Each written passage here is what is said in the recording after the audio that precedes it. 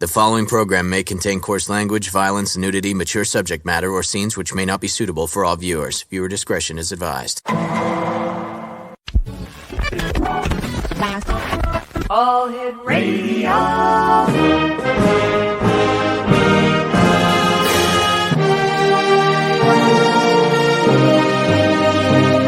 Welcome to the X Zone, a place where fact is fiction and fiction is reality.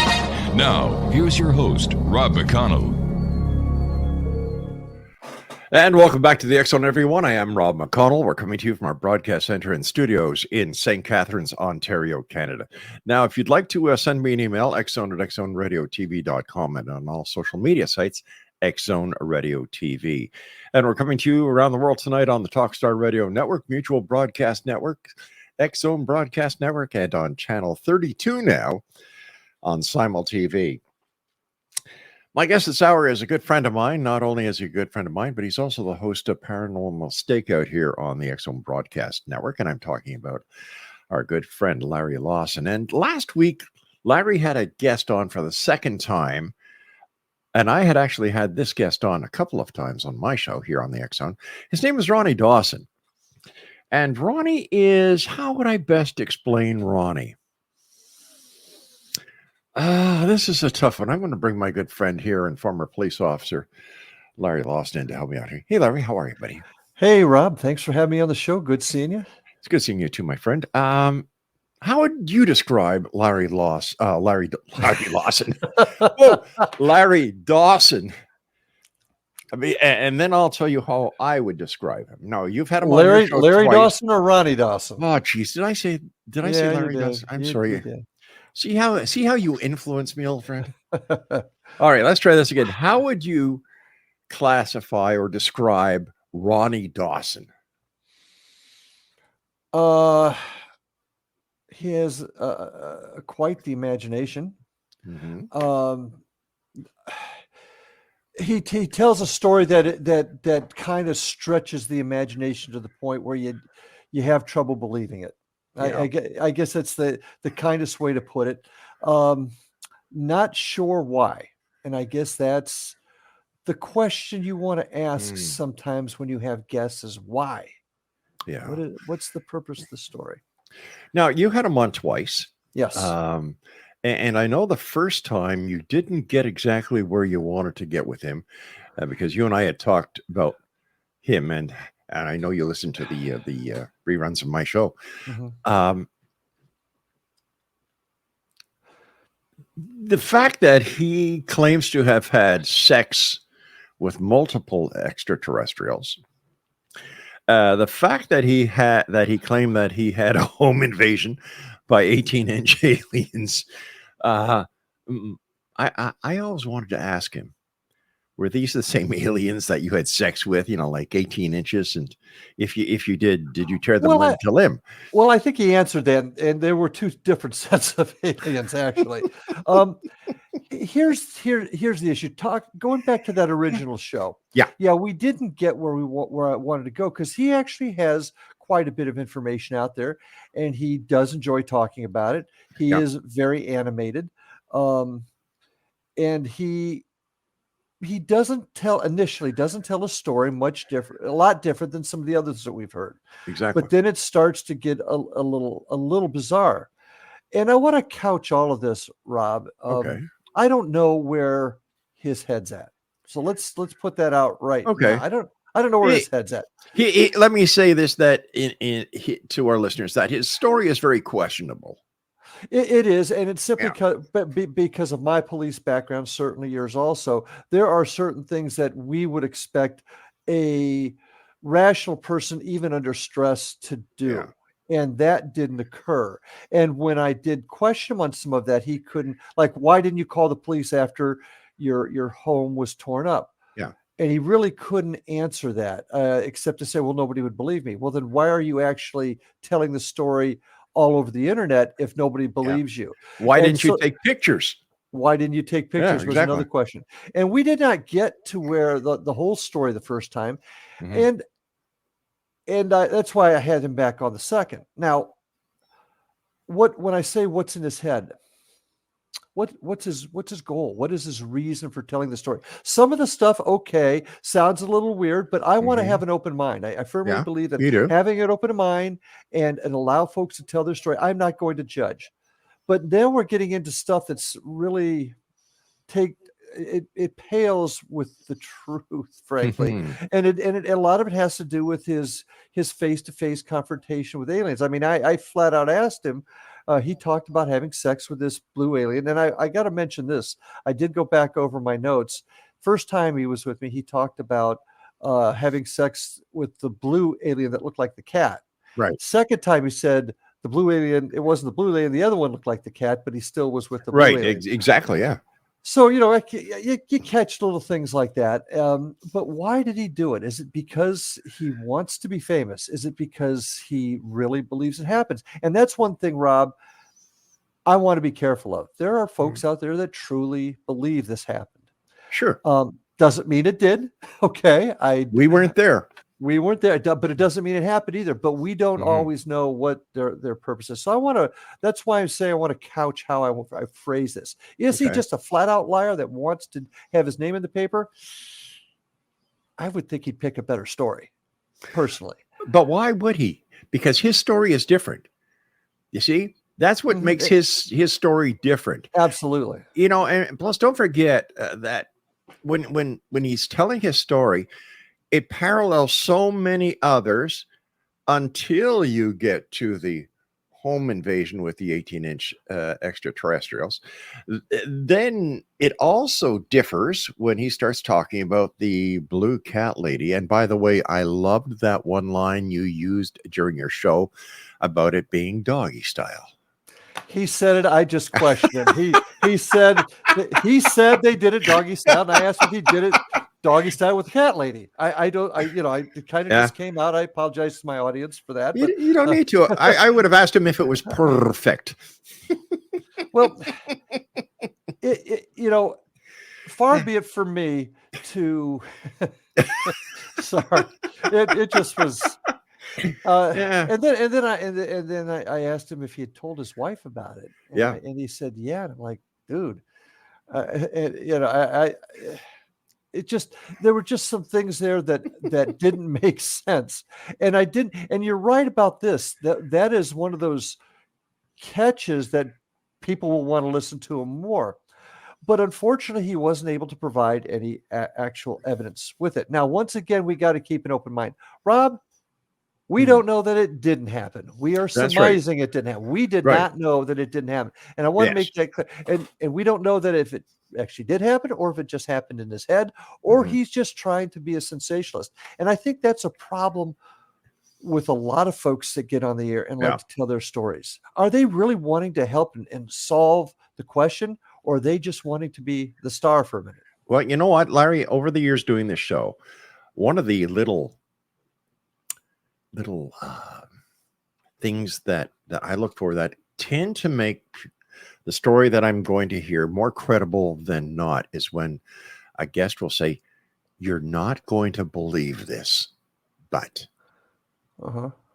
To me, that means, okay, they are not willing to come forward and tell their story unless they use that little disclaimer. You're not going to believe this, but Ronny didn't do that. He just comes out bang with his story. It's like a scripted part of a show that you see on Netflix, for goodness sake.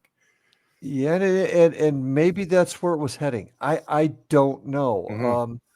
It just he could have solved so many questions by just doing some simple things, calling the cops. There was an incident that just happened in Las Vegas that I'm not sure what happened, but there's a light in Las Vegas. People called the police, and these folks actually did something right away. And I don't know the veracity of it. Of the story, but they at least called the police, and that's the sort of thing that I would have expected.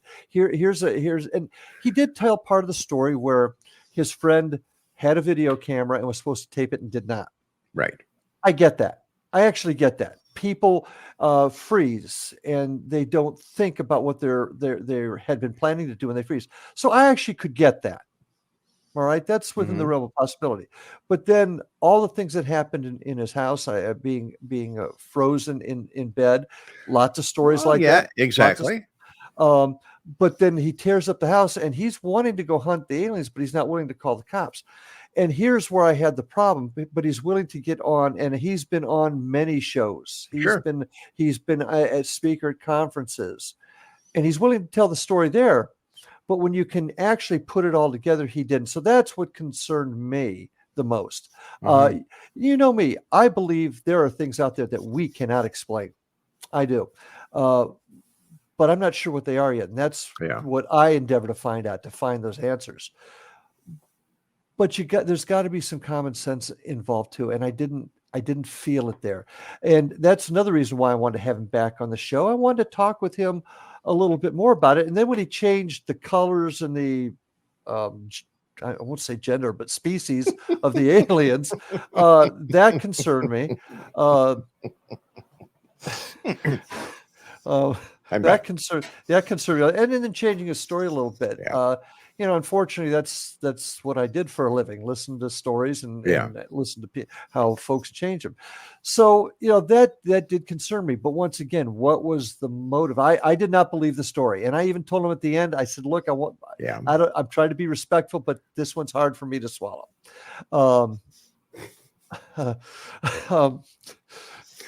It's tempting, but I'm not going to say it. And I want to be respectful. I do not. I want to be respectful. Yes, but, you are. You've got to give me something to work with, and tell me why. Okay, the guy froze, didn't take the video.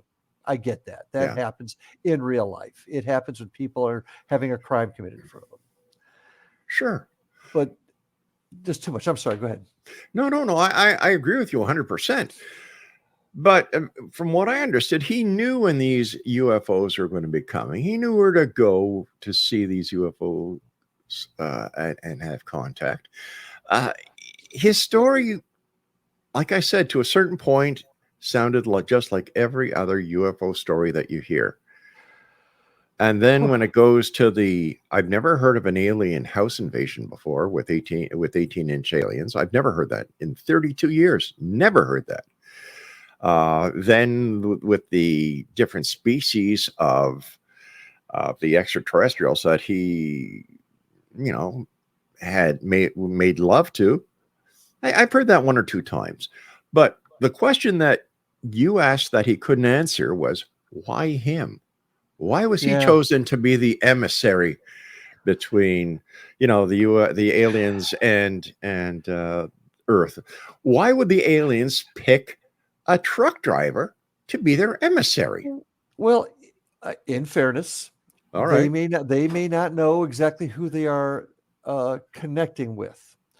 But if that's the case, why would they pick just one person? Why wouldn't they pick several people and maybe from that choose who they want to be their emissary? Right. I don't know. Why him? And especially when he acted so aggressively towards them. He talked about shining a laser at them. Yeah. I mean, and then he's upset because the airline pilots got on him about doing that. Well, you just can't do. Okay. Now you see that was an interesting point. If it was the airline pilots who got onto him about that, he wasn't shining it at UFOs at all. He was shining them at aircraft. Well, I think he was talking about the using of it in general, but he may very well be. Yeah. But let's look at this other issue too. He talked about a city-sized UFO that came and actually started doing maneuvers in front of him. Such maneuvers that he could see there was a city on top of it. Do you know where he got that from? Close Encounters of the Third Kind, because that's exactly what the UFO did at the end of the runway. Oh, see, I don't. On the landing on the when the I've forgotten about that. The major UFO comes over Devil's Peak, right? It goes to the end of the runway, and then it does a maneuver where it totally flips. I'd forgotten all about that. You're right. So did I until just now. I was actually thinking about another individual I've interviewed before, and that person will go nameless, but they talked about a large, miles-long UFO that traveled over where they were at, and yet nobody else saw it. Wasn't that a football the size of a football field or something like that? Yeah, it was. It was. Yeah. And nobody saw it. Now, okay, and that's why I asked him the question: how big is the town? Yeah. The town escapes me. How big's the town? Yeah. You know, could anybody else have seen this? He says that radar didn't, or the Air Force or the airport, the military, I can't remember which, wouldn't confirm or deny they saw it. They just said it was, there was something we can't tell you about. I can't remember exactly how I put it, but it was very, very strange. Because things that big can't be hidden. Heck, we're constantly, look what happened in Las Vegas. A light comes down from the sky and tons of people saw it. Well, look what happened during the Phoenix lights. How many thousands of people saw it and called, the authorities, the local news media, and something the size of the craft that Ronny was talking about. Once again, I agree with you. Why wasn't there any other report made to the authorities or to law enforcement or to the media? And why would anybody? I know this for a fact myself. If you call up the military and ask them if something was on their radar, they're not going to tell you. No, because they don't know who the hell you are. They don't know, and they may be doing some testing. Exactly. I mean, absolutely, you don't know who. But the fact that nobody, I mean, once again, I'm hitting Las Vegas because that just happened. Yeah, they got reports in their dispatch. People were calling it in. We had a town here on the west coast of Florida, in the what we call the Bend, up by the Panhandle. Yeah, right. Where I can't remember the name of the town. Not Ocean Breeze. I can't remember it now, but Pensacola. It wasn't in Pensacola, but it was in that area. Okay. And tons of people saw it. So yes, you can argue there's some sort of cloaking device, and I think that's what he was trying to say. But then, how did he see it? Did they just unveil themselves just for him? Now, there was another issue that came up too. Hey, Larry, we've got to take a break, my friend. Sure. No problem. First of all, thanks for being here on X-Zone Nation. If you'd like to hear this interview, it's available at www.paranormalstakeout.org. Both of the interviews are available on that website. And if you'd like to watch the TV version, it too is available on Larry's website. Another website to check out for Larry and his crew is paranormalfbi.com. This is the X-Zone. I'm Rob McConnell. Larry Lawson is my guest. We're talking about Ronny Dawson. Oh my gosh, talk about similarities. We'll return. Don't go away. Larry Lawson is my special guest this hour. His websites are paranormalstakeout.org. And if you'd like to visit Larry's other website, paranormalfbi.com. And Larry, there's another website for Indian River, if I'm not mistaken. IndianRiverHauntings.com. That both those sites come to the same spot, and that'll tell you a little bit about what my team does to investigate things all things paranormal. And Indian River Hauntings is my historical events that I do. We were talking about Ronny Dawson's interview on your show last week, and you were about to say something, but we had to go to a break. So if you can continue, I'd appreciate that, friend. And I'm sorry for cutting you off. Oh no, I should know better because I on your network doing the same thing, so I get it. Once again, whenever I try to talk to folks, and like I said, I want to be respectful. That's just how I like to. That's how I like to be. And like I said, I don't know that Ronny doesn't believe this. I'm not even saying it didn't happen. I'm just saying I don't believe the story. Yeah. And I get to that point by asking the questions the same way I did when I was on the job. And I asked him, he was, I saw one of his videos that he did where he was apparently doing a presentation of some type, and you could tell it was a PowerPoint, and he was going through and he kept saying, we did this and we checked this out and we vetted that. And I asked him, who's we? I mean, was it a scientific organization that you went through it with? Was it something like MUFON? I don't know. And he said, well, it was the same guy that his friend who'd forgot to videotape it that first night. He has to be careful because when you present it, we did this and we did that, you're giving the impression of it being another organization. Yeah. And when he told me that, I became a little bit concerned also. Once again, does he believe this? I don't know. I did not. I don't mind saying that. Did you, in the police force in Florida where you were working, did you ever use the PSA psychological stress evaluator as a lie detector test? No, no. We normally can't use that because they're not accepted in court. Right. We have used polygraph, Mhm. but you have to go through a process. Sure. But did not use that test that you're talking about. Mostly we were just straight polygraph or Yeah. voice stress analyzer. Well, that's it. What are the voice stress? Oh, Right. okay. Yeah. Yeah. I'm just wondering, maybe we should get him on the show if he agrees to take a PSEs. I would be shocked if he did. Now, if he did, that would Mhm. tell me something right up front that he truly believes it happened. Right. Okay. And then we have another issue, and we have another issue. I'm going to bet you right here, Rob. Okay. He won't do it. Are you betting me another $50? Yeah. Yeah, I'll bet you 50 on this one. Oh, on that one. Okay. No, yeah, not that one. Yeah, I'm going to bet he's not going to do it, and the reason being is I think the guy is smart enough that he's not delusional. I think there's another motive here, and it may be just to progress or to put out this story to get his 15 minutes. Plus, he's got a book for sale. Don't forget. Yes, he does, and you know what? More power to him if people want to read it. I am not going to judge the man. But I have the right, as he has the right to put forth a story. Mm-hmm. I have the right to choose not to believe it, and I'm choosing not to believe it based upon my evaluation of what he said. But isn't it our job as journalists to either confirm or expose him? Expose him if he's lying. Yes. Expose him if he has other issues that would cause him to say it. Yeah. Then I have some sympathy. Now, I have had many people on the show over the years who have claimed to be alien abductees. Mm-hmm. And I would say there are those that I believe, that they believe, mm-hmm. without having any ulterior motive behind their claim. They truly believe beyond the shadow of a doubt that this has happened. And based on my experience doing this show and having been on the police force, like you, I can't give him 1 ounce of credibility. No, because things change. How you're right. For all the things that we've just talked about, I would agree with you. Yeah.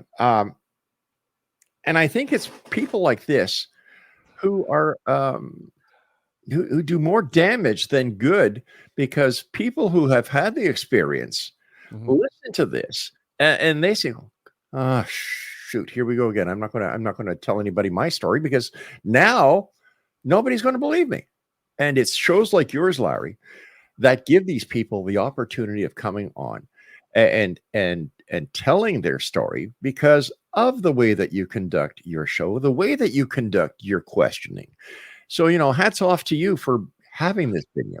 Well, I think everybody has the right to tell their story. Okay. Right. And if they are being untruthful, they're going to hang themselves. And I think that was the case here. And I think that most people that would listen to it would see where I was coming from. I don't need to expose him. He did it himself. In fact, what we're going to be doing tomorrow is Tuesday. Mm-hmm. And we're going to be doing this Tuesday, Wednesday, Thursday, and Friday. We are going to be replaying your 2 interviews with Ronny Dawson on our 50 channels. Okay. Because I'm going to be putting a poll up on XCTV and XZBN. Do you believe him or you don't? Well, and you understand there's people out there that do believe him, that do believe where he's coming from. Now, here's the question I would ask him: have they heard his whole story, or have they only heard bits and pieces? Because if they're going to believe them, I would ask that they hear his total story, listen to all the things that he's put out there. That's just my opinion. If they do that, they'll never. That's true. They'll run out of time, for goodness sake. Yeah, that's true. But let's put it to the people. Okay. People's choice. You see, your show you're a nice guy. That's who Larry Lawson is. Not only are you my friend, you're a nice guy. And you got my name right that time too. Shut up. Where on my show, I'm not a nice guy. You know, my tagline is searching for answers, demanding the truth. Mm-hmm. And like I said, there are those people, maybe 32 years, nothing's changed. Whether it's Bigfoot, whether it's UFOs, whether it's whatever, nothing has changed in 32 years. So I come with it at it from a different angle. Like you do. I don't do investigations on the paranormal like you do. And in fact, you're turning me into a believer when it comes to ghosts and hauntings and things that go bump in the night because of your credibility. You know, thank you. The fact that you do what you've done and you continue to do it in a very professional manner gives you and the results that you and your teams get credibility. You're willing to share evidence. You're willing to share data because that's who you are. And yet I've had many people on the show, Larry, that they start talking. It's like, goodbye, boom. Well, I think a big part of that is that while we have all the members of my team have their personal opinions as to what this is, we all recognize the fact that nobody truly knows what it is. Right. Nobody really knows why this is happening. So that therefore we are in search of the truth. Yeah. Whatever that truth is. We just don't know quite what it is yet. And I guess that's what helps guide us. Yeah. I also think that your experience as a seasoned law enforcement officer is a big part of what guides your teams. I think so. And I've got other first responder professionals on the team, another retired cop, retired firefighter. I've had other cops on the team before. Yeah. So, you know, it does, we do tend to look at it from a different angle maybe than some other folks do. You know, and I've been sitting here trying to remember the name of that person that you were talking about with the football field UFO, Andrea Perron. That's it. Yeah. Yeah. Oh, Yeah. did I say her name? Well, once shoot. again, Yeah. I was using that as an example of here's a large object in the sky, Yeah. but nobody sees it. Well, I'm sorry.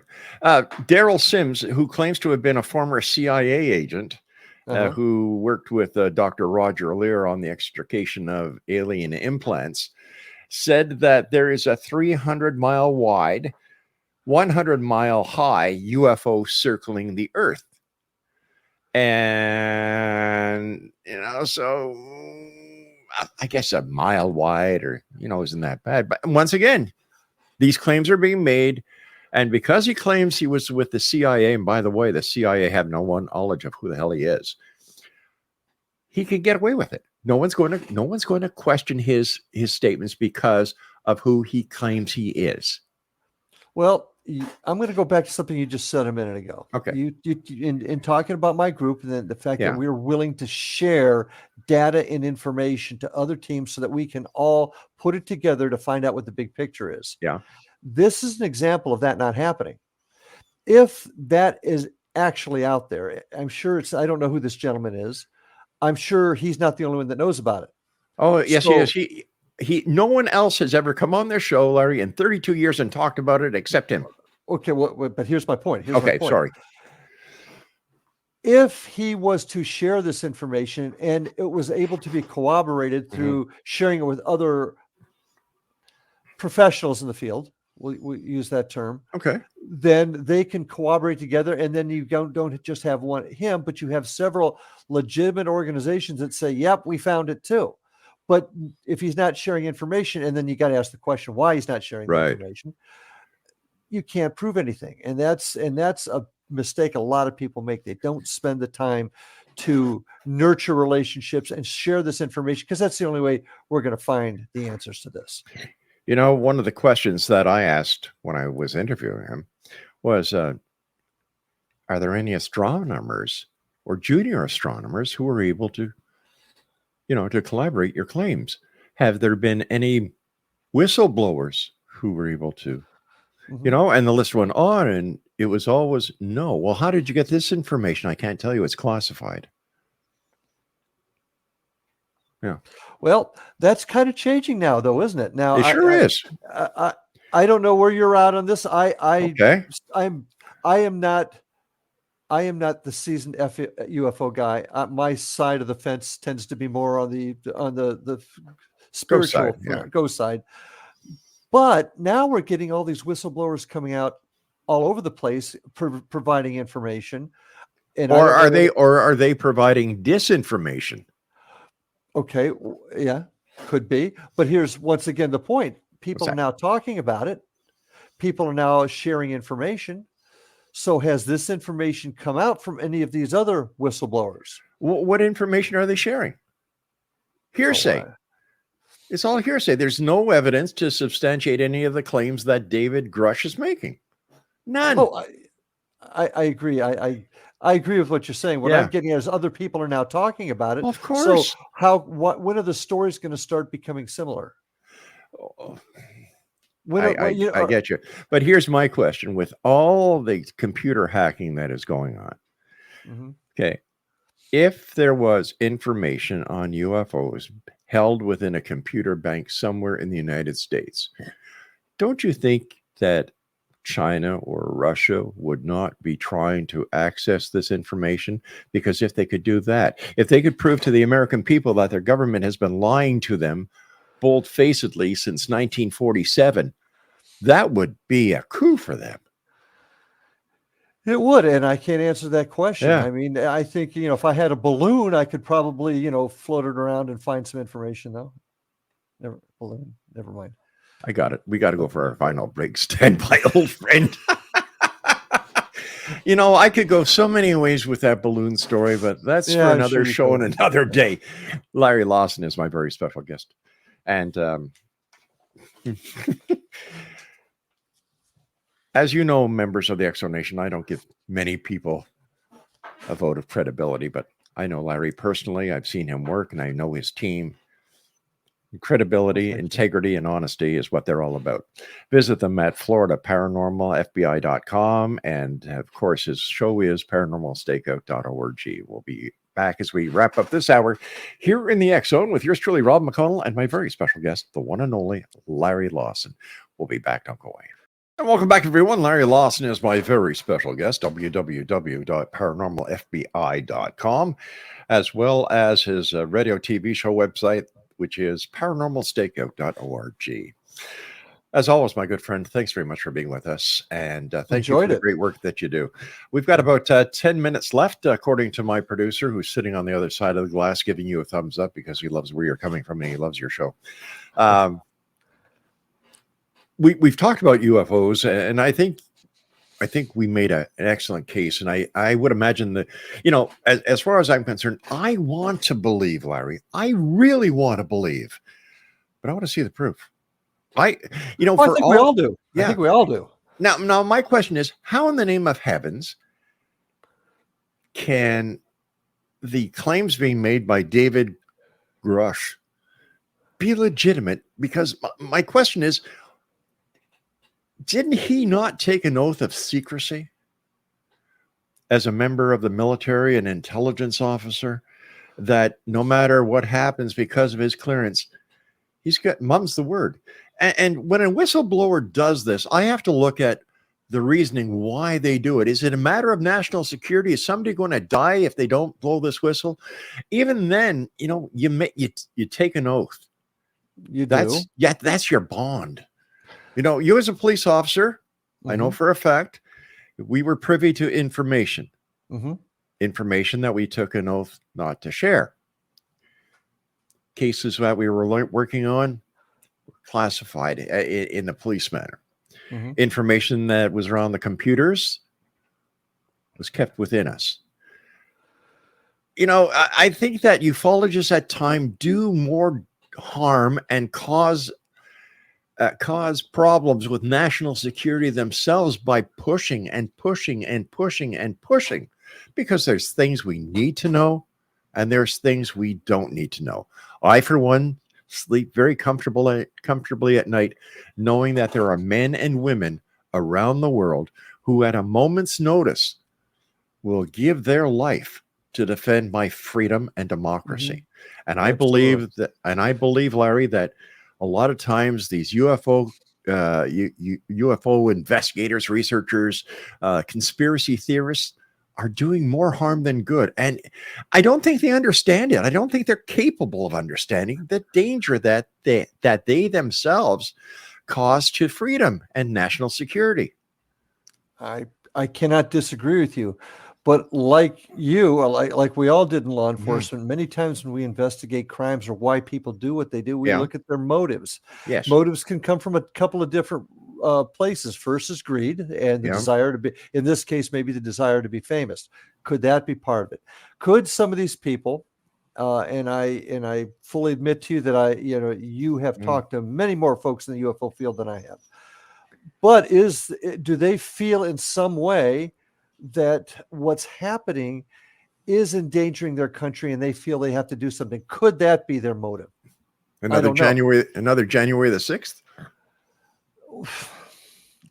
I'm not necessarily even saying that motive is correct, but everybody thinks differently. And sometimes folks process this stuff differently. I actually agree with what you do. You swear an oath, you stand by that oath. Unless you're being told to do something illegal, immoral, or unethical, you stand by your duty. Heck, there were laws that I had to enforce that I didn't agree with, but they were the law. That's right. They were the law. So you enforce it. So I get exactly where you're coming from. The question I have to go back is to the why. And could it be that most of them just want their 15 minutes? Maybe they got mad at a boss and they're gonna make them pay for it. Who knows what those motives are? But what we want to try and find are the folks that have the pure motive. Yes. Is there a reason for them doing this? Are they truly in their hearts trying to save someone? Well, then articulate and tell us why. Don't come to us with a bunch of stuff and say, well, I can't tell you where it came from. Well, dude, you're on my show telling me this happened. Tell me how you know for sure. So I sometimes wonder, I don't wonder, I know this for a fact, that the media spins a lot of the false and misinformation that is out there. And they will do so in order to get ratings. If they will bring leads. That's right. That's right. And it embarrasses me a lot of the time, because I've always tried to be honest with my listeners, my viewers, my friends, associates, when it comes to anything, whether it's something personal or whether it's any of the shows that we do. It's important to me that people know that when they listen to us, they're not going to get the same old misinformation that they get on other late night paranormal talk shows. And I was offered a good lump sum of money not that many months ago. If I was to change my format, a major network would take my show, syndicate it, and go up against Coast to Coast. And I said no, because they wanted me to sensationalize. Yeah, that's and that certainly is a problem, isn't it? But see, that's why on my end of the fence, the ghost shows can be very exciting because they're sensationalized, and there's good folks out there. I'm not knocking definitely, yeah. But they do want to sensationalize the show because nobody's going to watch it if they really saw how boring a paranormal investigation can be. It's just like police work, surveillance. A stakeout. Yeah, that's exactly. In fact, that's the example I use. People watch TV and movies, police stakeout, super exciting. Truth of the matter, hours and hours of boredom with 15 seconds of excitement. Hey, well, when have you ever seen the CSI folks wrap everything up in an hour or even 2 days, 3 days? It doesn't happen in reality. And if I had a nickel for everyone that said, well, I saw that they found out who had those fingerprints in 5 minutes, I'd be rich. I wouldn't be here right now. I'd be on some island I own. You mean APHIS doesn't work that way? Yeah. No. So darn it. But and you're also kind of hitting on where I'm trying to go, and that's, for lack of a better term, keeping it real. Making sure folks understand what this whole thing really is. And that is, in my opinion, keeping an open mind, taking in all the evidence, but then sorting it out and using common sense to take it further. Don't give a story that you can't corroborate. That's what we call over here the Lawson factor. The loss. Okay. Feel free to use that anytime you want. I will. Let me write that down. So now, Larry, there's a lot to be discovered out there. And I think that you and your team and other teams that you associate yourself with are going to find it. May not be tomorrow, may not be in our generation, but the work that we're both doing, that you're doing, and the seeds that you're planting, my friend, I truly believe that one day the truth will be found, whether it's man-made or whether it's, the reality. Oh, by the way, speaking about that, I loved how you asked Ronny Dawson if he ever heard of the pareidolia effect. Pareidolia? Yeah, that was beautiful. Yeah. Well, I mean, I would don't take my word for it, folks. Go to his website, look at the pictures. Just do that, please. And yeah, thank you. Oh, thank you, Robert. Larry, as always, time goes by too fast when you're with us, my friend. This coming week, you have Preston Dennett on your show, I believe. I do. I'm very anxious to have him on there, especially with all the things. And like I said, I'm becoming much more involved in discussing the UFO world. And I think he's going to be a terrific guest, especially with all the things that are going on. I believe you're right, my friend. Let our listeners know how they can find out more about you and the great work that you do. Well, you could check us out Facebook on either Indian River Hauntings or Florida Bureau of Paranormal Invasion and Florida Bureau of Paranormal Investigation. Florida Bureau of Invasion. Sorry, I had this UFO thing. You can our website, paranormalfbi.com or IndianRiverHauntings.com. You can also check us out on YouTube. Coming to a yucks near you. You can check us out on YouTube too at Indian River Hauntings 2341 on our YouTube channel. And of course, you can write to me, ask questions at ghostguy@paranormalstakeout.com and watch the show. You might get a kick out of it. I have some Florida Bureau of Paranormal Invasion. Great way to end the show. I love you, Larry. You're a good man, and I'm proud, so proud to call you my friend. And same here. Thank you very much, Rob, for having me tonight. Please give my best to your family, and I look forward to working with you this coming Thursday as you talk to Preston Dennett about it'll be fun. The paranormal invasion. Okay. I own it. I own it. You know what? That one beats the doggy style comment. I don't know. We could have asked him if that was the cat's meow. Did she like meow mix? Where do you take a cat lady for a date? And how often does she change your litter box? That's what I want to know. You got me. Good night, Larry. Take care, my friend. Thanks for having me on the show. All right, Exo Nation, we'll be back on the top of the hour as once again we continue our conversation discussing the world of the paranormal and parapsychology here in the X Zone and